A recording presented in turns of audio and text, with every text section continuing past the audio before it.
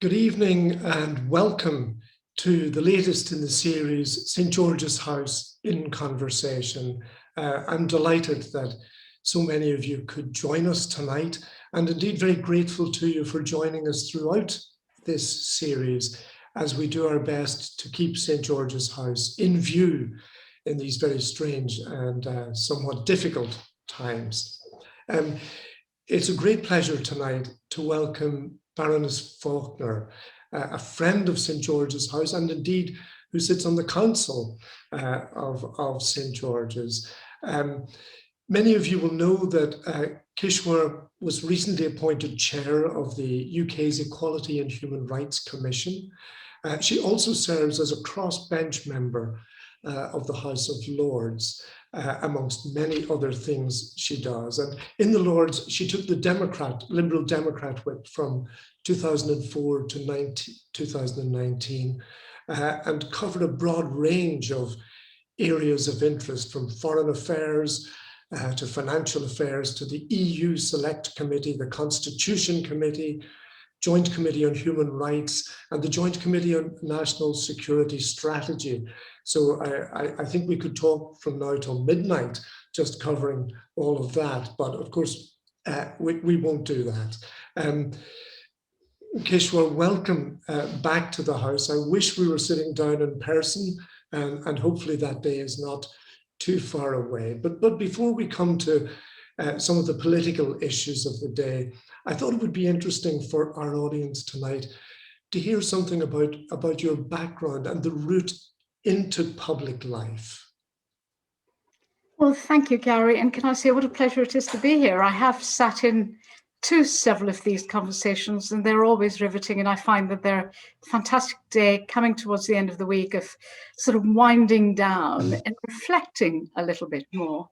So thank you for the opportunity.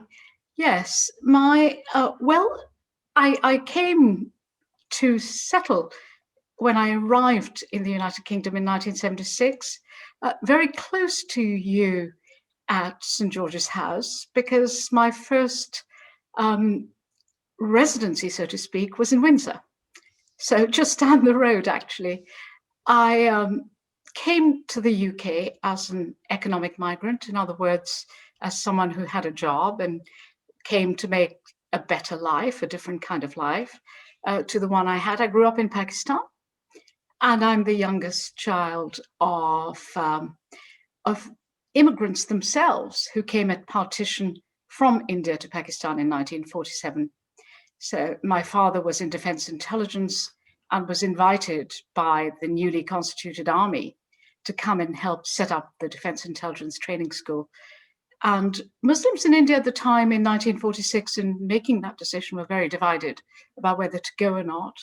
And my parents left behind most of their family. They came in the spirit of service to a new country. And I don't think they ever imagined that relations between the countries would become so bad that they wouldn't be able to see, for example, their parents and their immediate family. So it was before I was born, but my older siblings were already born at the time. I grew up in Pakistan itself, so my memories of India and my grandparents are very diffuse, and I don't have a great many memories of them because the countries started going to war with each other fairly promptly after partition, and it was pretty difficult to have wider extended family. So I think I and in fact all of my siblings have all left Pakistan. I think we were driven by that nomadic impulse. If you uproot yourself once and go through uprooting, then uprooting a next time and a next time and a next time becomes much easier to do because your roots get thinner, shallower with every passage, every generation. I came to the UK, as I said, as an economic migrant back in 1976. So it's a very long time ago. And it was very different, Britain at the time. It was fabulously hot that summer, and England was actually winning at cricket, which was actually dispiriting if you were Pakistani, but nevertheless very exciting because everyone was in such good form. As you walked down the streets of Windsor, everyone was smiling, and as a new arrival, that was very, very welcoming. like many people who come for a job, I thought I'd stay for 2 or 3 years and then move on. I came from the Middle East. I'd been working in the Middle East. And I did move on. I went and then lived in the US. I went and lived in New York and then Paris in France. And then I came back. And I think I came back at the point where I was now 10 years older and had to take a decision about my life. And I think take a decision about my career, where I was going and so on. And I had not been to university when I was growing up in Pakistan. And I thought now that it was time to go. I was coming up near 30 in my late 20s. And I thought if I was ever going to do it, this was the time to do it. And the allure of the London School of Economics was incredibly strong because it had this radical reputation. And I suppose I was always a bit of a radical, so it was tremendously attractive.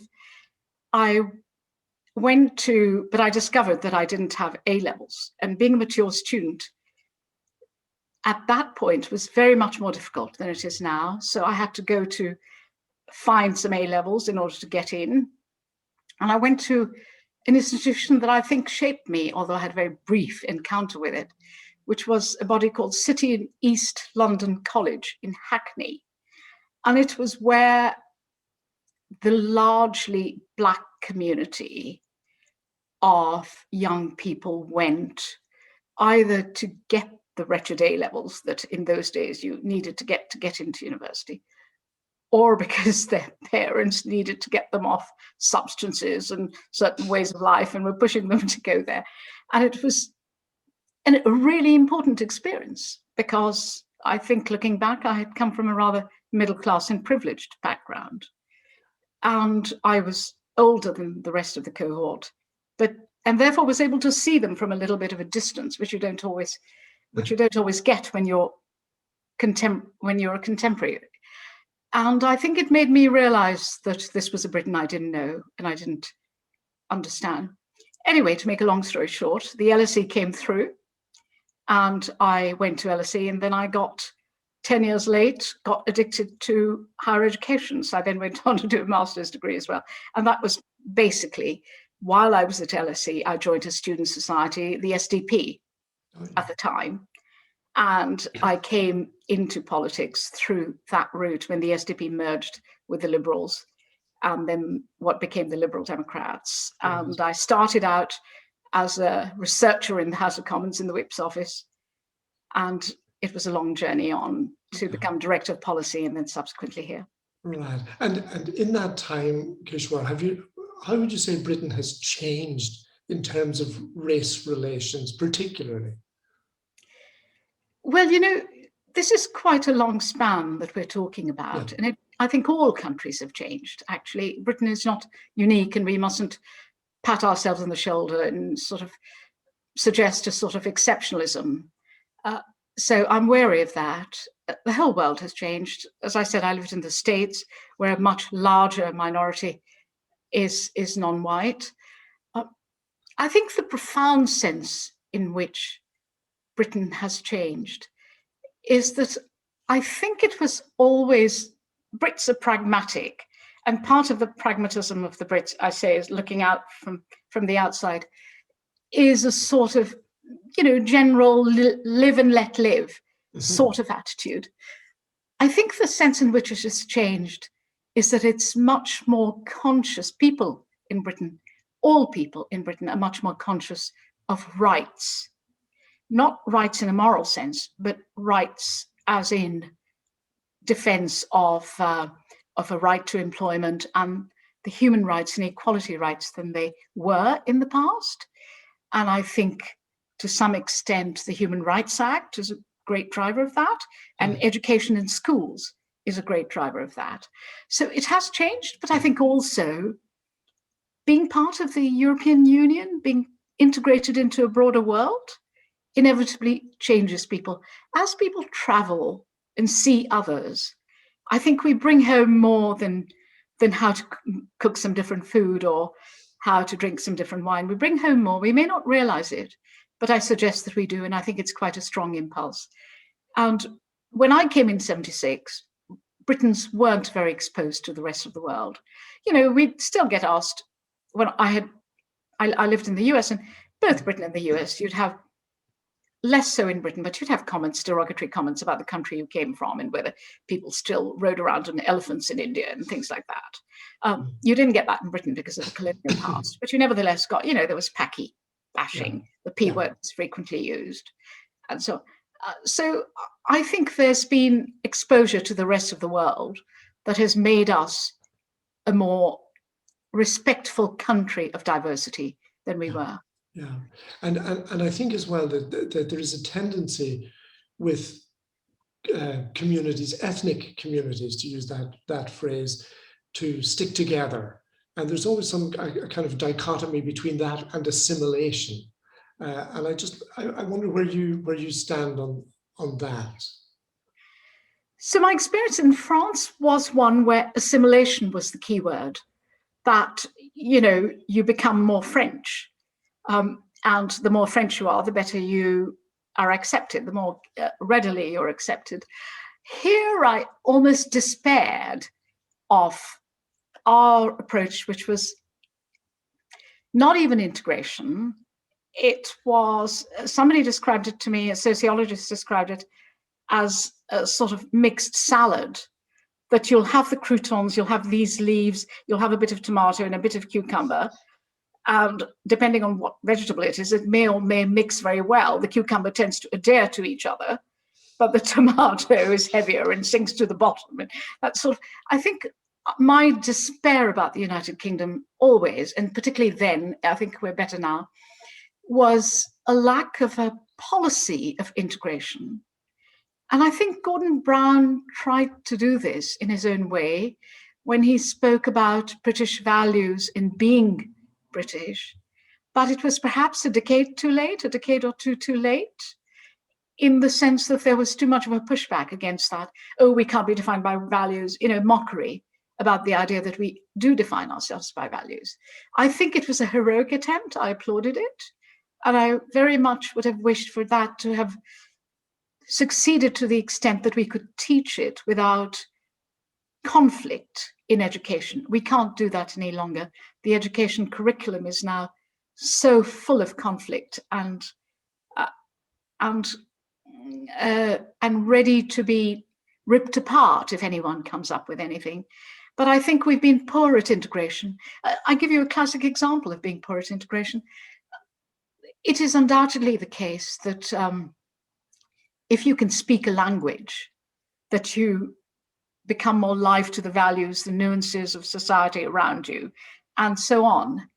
And we've been a very open nation. It may surprise people that even now we accept more refugees than any of the other European countries, I think, bar one. We accept more refugees, for example, than Germany or France for the last year, 2019. That records are available. So we're a generous country and we have to do welcome people. And, you know, accepting refugees is different to accepting migrants in the sense that those are the people who are more needy than any other category, you know, victims of war and conflict and things like that. We're generous in that, but then we don't give, for example, we don't give free English language training, which seems to me incredible. But the easiest, I've just met someone over the weekend who have a new Hong Kong Chinese family. Again, a policy I'm delighted at, that we're welcoming Hong Kong Chinese people with British overseas national status into this country now, and they'll be coming in large numbers. And the person I met was telling me their neighbors are Hong Kong Chinese. One of the new arrivals came 2 months ago, do not speak a word of English. And the best thing the government could do for not enormous amounts of money would be to offer free English lessons. Interestingly, voluntary communities are stepping up with Hong Kong Chinese and are offering to do that themselves, which is fantastic to hear. Yeah, indeed. And I just, you mentioned a moment ago the European Union, the EU. We're 5 years down the line from the famous or infamous referendum. So let's just take the temperature on that from your perspective. How do you feel Brexit is going? Well, I think it's hard to judge because of COVID. So I think economically, it's very difficult to say. Undoubtedly, there's been some damage and things have been made more difficult. One only has to look across at the Northern Ireland Protocol to see that part of it. But I think as a country, we are more settled now.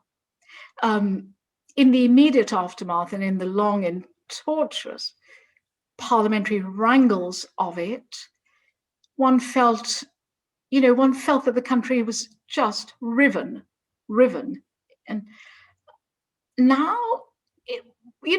even among friends and acquaintances and in and around public life, it doesn't seem to come up very much. And do you think that's because of COVID? If COVID hadn't happened, would we still be fulminating about Brexit? I think certainly the economic impact of Brexit would be more palpable if it hadn't been for COVID. So I think COVID in that sense has masked or disguised the economic effects a little bit. But sometimes economic shocks, big economic shocks like the shock we're having from COVID, can have a salutary effect in the sense that they are so profound and their impact is so enormous.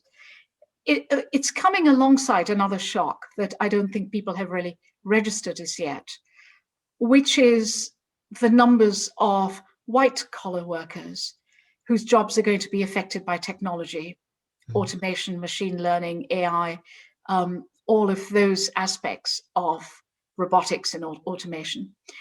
And I think had COVID not happened, those effects might have come in. They would have been a bit slower. COVID has accelerated those effects of automation. And certainly the economic impact of that will be profound in the next decade. It will be profound. And we need to think as a country very seriously of how we enable a certain standard of living for people who we can't reskill in later years in life. I fear there'll be a huge impact on older people, older workers in that regard. But I think back to the Brexit story, the shock of Brexit, the shock of COVID, plus the shock of a different way of working due to technology, coming so close together in the United Kingdom may actually give us an opportunity to do things in a dramatically different way that, had we moved steadily along on the same course, we might not have been able to deal with in quite the same way. The interesting thing will be to see similar countries to our size, France and Italy, and to see whether France, Italy, to some extent Germany, of course, much bigger, how they cope with that longer term trend, and whether we find that because we've had these shocks, that we are, in a way, we're building in resilience as we're going along, because we have to, not because we have to make choices. Those countries still have to make choices in that regard. We may now not have the possibility of those choices. Do you feel a sense of the UK having to go it alone on this, whereas 5 years ago, 2 years ago, we would have been part of Europe, we would have been solving this problem in unison, as it were? I'm not sure that the European Union can, I know a little bit about Italy. We have a connection to Italy, my husband and I, and he's German, so we also have a connection to Germany. So those are the two countries I feel that I'm best competent to talk about. I'm not sure that the profound structural problems in the Italian economy, you still have more than 25% of youth unemployment, still more than 25 for the last decade, just doesn't seem to shift. You have an enormously large number of middle-aged workers who are no longer in work because their disability benefits are very generous and stuff like that. The economy is not in a good position. It's been flatlining now for 21 years. The Italian economy is still where it was in around 2000. So I'm not sure that those countries where being members of the EU will make a difference. In fact, there are lots of people who say that Italy joining the Eurozone constrained its hands to the extent that it couldn't do some of the things, structural changes that it might have done had it not been for the fact that it had been in the Eurozone. So Germany, of course, has much more flexibility, and I think that's the one to watch, as it always is, with in terms of, you know, a big player. But I simply think it's too early to judge. I always said to Brexit, when I was on the EU Select Committee, we were endlessly meeting EU parliamentarians who were coming over to find out what was happening and why it was happening. And one of the answers I was asked by the former French Prime Minister where I thought the United Kingdom would be in 2030. And my answer to him, this is back in 2018, and my answer to him was that we'll know by about 2025 where we're going to be in 2030, but not, you know, not now. Yeah. And we'll know that in terms of Britain and here ourselves. But I just wonder about the implications for Britain's role in the world. I mean, you'll remember we did a series at St. George's House called Britain in the World. How do you feel that is changing? Is it changing for the better? Is it going to be problematic? I may sound biased in this regard, and I'm trying not to be. I'll try to be as impartial as I can be. So let me phrase it this way, that if you're part of a larger bloc, you're inevitably more influential, even when you're a sole voice, because you could be speaking for the larger bloc, or you may have knowledge of an influence behind you that represents the larger bloc. When you're a sole voice on your own, and I don't wish to be disrespectful about our position in the world, but we are just a mid-sized country. We have some extraordinarily fortunate legacy roles as being a permanent member of the UN Security Council, and so on, to being one of the founder members of NATO and a great contributor to NATO. So we have these legacy positions and elevated roles, but as does France. But I think it's, in my mind, you're better as part of a larger group than, you know, what do they say, small fish in a big pond versus a relatively big fish in a small pond. And I think we will have to work very hard to deliver on whatever global Britain means. I think I understand what it means, but it'll take a lot of hard work. And frankly, if I can use a contemporary example today from the House of Lords, an extraordinarily good debate led by our former Speaker, Lord Fowler, you know, cutting overseas aid 0.7% at a time when we have more than £2 trillion of public expenditure in debt, public debt behind us. It's small currency, and it doesn't look right. Yeah, it does a lot of PR harm, to use that phrase. But do you see some contradiction in the current government's claim that they want to lead on climate change, while at the same time negotiating deals with the Pacific Rim, you know, with Australia, with Japan, with America, and all these deals will mean the transport of goods from one end of the world to the other, adding to the problem of climate change, surely, rather than helping to solve it. Is that an inherent contradiction? No, I don't see that as a contradiction at all. Actually, I always caution against autarky. You know, we can't be a country living, much the environmentalists may think that we want closer supply chains, and I'd completely agree. We should have closer, not least for security considerations. We should be not over-reliant on distant supply chains. But yes, and global transport emissions, I think shipping is around 10% of global emissions. Air freight is also a pretty large contributor to global emissions. So all of those things you're completely right. But trade deals are more than trade in goods, they're trade in services. And here the United Kingdom has huge advantages. We have our professional services, financial services, and other services, scientific collaboration. All of these things are enhanced by working with others. So staying in that same spirit of the same way that I would have wanted us, perhaps, you know, had the democratic will not gone the other way, I would have wanted us to stay in the European Union. But it did go the other way, and I respectfully, accept that. In fact, I now completely accept that. But in the same hand, we can't be reclusive and look inwards to ourselves. And we are, we're a liberalizing country. One of the things I would say about us wanting to do trade deals, that's one of the areas where we are a relatively big fish, in the sense that because we are in so many different organizations, we carry some weight, and we're a force for good. We're the people who fight for intellectual property rights, who fight for, having clearer jurisdiction over tax havens and collaboration in those regards, and money laundering and all of those things. We have good reputations there. In financial services, Gary, if I can just say to you for a moment, that we operate, United Kingdom, despite being in the EU, always operated upstream. As Lord King would say to you, that we were people who helped at the Financial Stability Board, Basel and so on, to form the regulation that came downstream through the EU and into the Bank of England. So we're well respected, and we should certainly play our part in the world. Yes. Okay, good. Well, bringing it back home a little bit, you served on the Constitution Committee, and just looking around the United Kingdom at the moment, with talk of another Scottish referendum possibly, with the Northern Ireland Protocol and the difficulties that is bringing to the fore.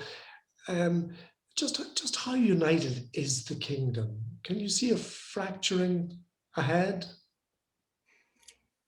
Well, I would use the same logic that I did for leaving the EU. That I think that I would say to my Scottish colleagues, Northern Irish and Welsh colleagues, we're stronger together. There is no doubt about that. However, if, again, respecting the democratic will of people, if, the Scots do feel that they don't wish to be any longer part of this union, I think it'll be enormously sad. But I remember going to Catalonia a few years ago, where the Catalans were wanting, they wanted an advisory referendum, merely an advisory referendum, on testing the water, because they felt that the kind of devolution that Scotland has, by the way, Catalonia does not have that level of devolution, that level of devolved matters versus reserved matters. And the Spanish government reserves a lot more matters to itself than in terms of Catalonia than the UK government does here with Scotland. And I went to Catalonia to talk to the parliamentarians. While I had enormous sympathy with their feeling that they wanted to have just an advisory referendum, basically what they wanted was to have an advisory referendum. They thought they would win, which they did. Yes. They had an advisory. And then they wanted to use that as a negotiating tool with the Spanish government. But the Spanish government wouldn't give them any ground in that regard. And I think that's the wrong way to approach it. I think if people really do want to move away, that you've got to try and engage with that. You've got to try and engage with the problems that lead to that happening. And then you've got to try and engage with how you might, in the interests of all sides, continue to have a positive relationship. It's a very diplomatic answer. It's one I profoundly believe in. I mean, I personally think that the Scots, I hope, will not go there. I think that if you leave everything else aside, the Barnett consequentials, as we call them, is the official word, the Barnett formula, is very generous towards Scotland. In fact, the least generous part of the United Kingdom in terms of for people who don't understand what I'm talking about, it's the central pot through which spending per head of population per capita spending is allocated across the four countries of the four nations of the United Kingdom. Northern Ireland gets the most generous settlement. Secondly, it's France. Third is England. And actually, the per capita smallest settlement is Wales. So, I would hope that Scottish people will appreciate that there is tangible generosity in terms of the relationship between England and Scotland. I mean, one of the profound problems that nobody can solve, neither the Constitution Committee or anyone else can solve, is the disproportionate weight of England in the Union. And when you have the kind of figures where I think it's roughly 57 million for England, 5 million for just under 5 million for Scotland, around 5 million for Scotland, 3 million for Wales, it isn't possible to have very much more give than we have now. And my concern, actually, I have a fear in terms of this conversation about another Scottish referendum. And my candid fear is this, that over the years, as we've been watching this discussion, I was a member of the Liberal Democrats at the time. I was a policy director at the time when we were discussing the convention that led to devolution for Scotland in the mid-1990s. The unions, the churches and political bodies and so on who came together to argue for devolution. I think one of the conundrums that we will never resolve is the fact that there has been actually quite a lot of give on the part of the English. And I now sense that we're at the delicate stage where the English are turning away from Scotland. That's my greatest concern at the moment, that the Scottish narrative has become so emotional that it is terribly important for the English to want to keep Scotland in the Union. And I fear the desire of the English to keep Scotland in the Union will diminish over time if this isn't settled definitively for once and for all. Okay, that's a very interesting perspective. Thank you. And just, Kishwer, you mentioned the Liberal Democrats there, and so I'm going to be even more local now, and just looking back at the very recent Chesham and Amersham by-election. Do you think that betokens the beginnings, just the beginnings of a shift in UK politics? Well, Gary, I'm no longer a Liberal Democrat, as you know, but I'm a Liberal, I think, with a small L, through and through. I think pluralism is always a good thing. So, I mean, I've done democracy work. I've been encouraging democracy in my professional life in countries far and wide. And there is such a thing as too many political parties in a country. And but there is also an important signifier, I think, of a healthy democracy, and that is that voters should have a good spread of opinion between which to pick. And so I always think that, having diversity of opinion is strong. It makes us stronger.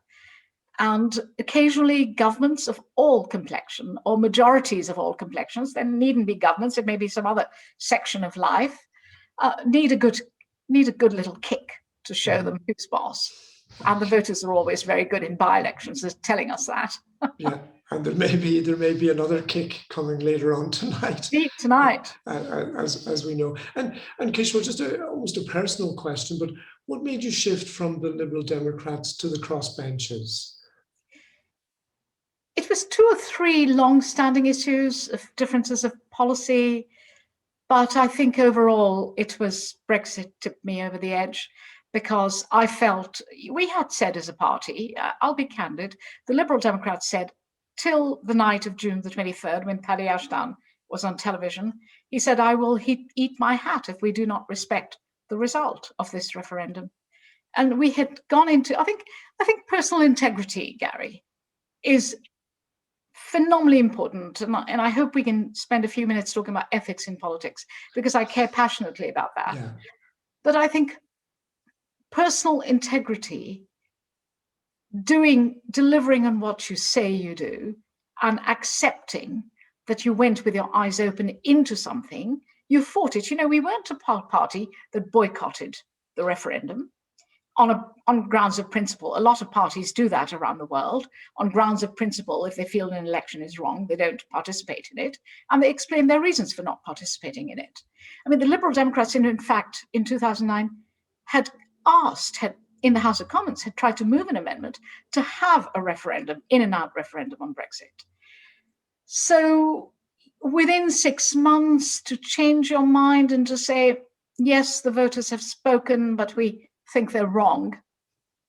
I couldn't go along with that position. Yeah, I understand. And I was absolutely going to ask you about ethics in politics, and really just to ask you, in the light of what we've seen over recent weeks, Matt Hancock, etc., the whole business of contracts being awarded, and young people's disaffection with politics and politicians, which is hardly surprising in the light of all this. What do you see as the state of play in terms of ethical leadership in government now, today? I think it's pretty poor. I don't think that would come as a surprise to anyone who engages with political life. But having said that, and I don't want to dwell, at length on events of the last week. Sure. I mean, the question you did, I think the profound difference, I'll make 2 points here, that to some extent, things were ever thus. In the past, we've been taken to war where British blood and treasure, but blood has been shed on pretty unethical premises. So there have been other events that have been in the expensive scandal of 2010, which was pretty grim to behold if you were an ordinary member of the public, to see that, to witness that over months and months and months. So I think there is so that would be my first point, that when you're thinking of something contemporaneously and you think to yourself, what does it take to get someone to resign? What does it get to have someone to have personal integrity and honor sufficiently in large quantities to be able to say, I must go? And you think of that and you despair a little bit. Yeah. But then I give you previous examples. But I would always also say that I think there's something here that we need to reflect on, all of us need to reflect on. And it's this, that we have, for example, here in the House of Lords and in many areas of public life, we have to abide by something called the Nolan Principles, which call for accountability, which call for personal integrity, to always reflect on your actions and judge them according to how they would be judged by others, irrespective of your motivation. So you may think your motivation is fine, but you must put yourself in other people's shoes. So we have these fantastic Nolan, by the way, they were Lord Nolan, this was the 1990s, mid-1990s, when we adopted the Nolan Principles. So you have the juxtaposition between the Nolan Principles, which call on us to have levels of personal integrity and public accountability that the public rightly demands of us. And then you have, on the other hand, issues where if it's not in the rules, if it's not the law, I haven't done any wrong. And how do you balance the two? How do we as people balance the two? And we encounter all of those decisions every day in our lives. I mean, whether it was, not self-isolating when you should be self-isolating under COVID rules. I mean, or even to some degree, ethical considerations of taking vaccinations. Should I be allowing unvaccinated workers to go into a care home where my mother is frail and, it might kill her? So we have this juxtaposition, this balance to be struck between written down rules and personal judgments. And we seem to be becoming poorer as a country in being able to get the right balance between the two. Yeah. And I reflect on that all the time, because at EHRC we reflect on balances of rights, because we often have to balance one person's rights against another person's rights, and there are 9 protected characteristics, and we have to make decisions between the 9. And I think one aspect that might help the discourse in the United Kingdom for future generations, and you particularly spoke about young people, which concerns me a lot, is that we have to improve in our educational institutions. We have to improve. I mean, I can't remember the number of courses that are taught on ethics, whether it's business ethics, philosophy departments teaching about ethics, theology departments teaching. I feel it should be mainstreamed. Ethics should be mainstreamed. And I think it needs to be mainstreamed into schools rather than leaving it for university. Right, yeah, interesting. But because the curriculum in schools is quite contested, it's very difficult to have a reasonable conversation about right and wrong in schools, because the moment you try to do that, you're accused of being theological. Well, frankly, all our values, yours or mine, I'm a different religion to you as a Muslim, but all our values are founded in our faiths. Mm-hmm. I mean, that's where they were till the last 150 years when we started writing them down as laws. Yeah. I think the warden at St. George's House, Canon Finlay, summarizes this perfectly, and says it's not about what you can do, it's about what you should do. And that seems to me absolutely right. And Kishwer, we are running frantically out of time, as I knew would happen. But I did want to give you an opportunity just to say a word or two about the Equality and Human Rights Commission, because that is a very public, very high profile, potentially controversial job. And I just wanted to ask you what your hopes are for the commission as you take over the chair. It's a great organization, and it's one of those, it's only 12 years old, 12 and a half years old. Mm-hmm. And you now think, why didn't we set up an Equality and Human Rights Commission before? Of course, there were 3 commissions for equal opportunity, disability, and race before, and it amalgamated those, but it's got a much wider remit. And it's profoundly important. It's a little body. We're very small. We have 210 staff and a budget of 17 million. But I'd like to think that given that we're relatively small, we have a huge voice as a regulator. It's the challenge, I think, for me and us going forward is the pot is not going to grow larger because the country finds itself in an economic situation where there isn't more for us to do there, although the need is there. So the challenge for us is how to do more with less. Mm-hmm. And I think what I'd like us to do is to impact. I think sometimes we lose our way in very esoteric things where there's a lot of noise, but not quite enough action. And I want to make us, I'm looking at the clock, so I'm going to summarize this in the next 60 seconds. I want to make us a more effective regulator. And what I mean by that is that I want us to do more strategic litigation. So a disabled person not getting the kind of housing they need or not getting the kind of transport they need is strategic, because all the sector reacts when you do that, when you do a court case in that regard, or a race court case on discrimination. Those are the things I want us to concentrate on everyday people's barriers, not too much of the esoteric stuff that takes up a lot of bandwidth.